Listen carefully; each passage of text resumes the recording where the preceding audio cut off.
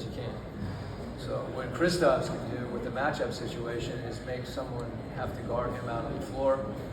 That forces a cross match. There's all kinds of things that are going on there where defensively you try to utilize your players the best way you can.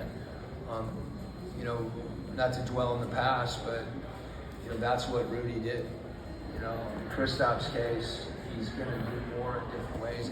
It's probably not that it's hard to do that. It's hard for rim protectors across this league right now to have the same impact that it's still real, no question about it.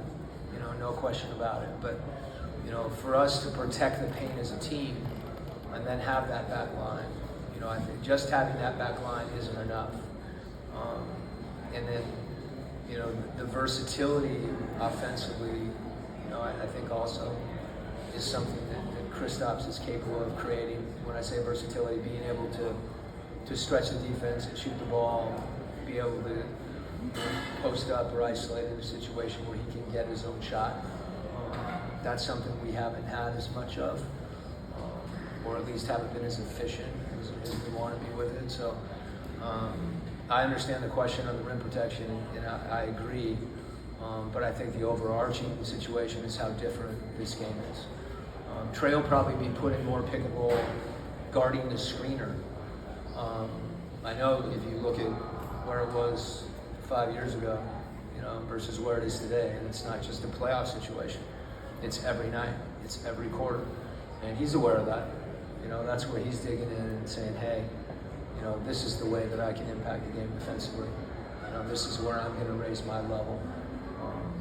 While at the same time having his coach tell him, "You got to push the ball up the court every time." So Rudy didn't have to do that, and Trey's not a rim protector. Yeah, that's true too. Hey, Coach, over here. So, you know, you came here, you wanted to establish a culture, an identity, just, you know, as you empower the head guy. You mentioned that you've had a lot of roster turnover. You guys are the third youngest in the league.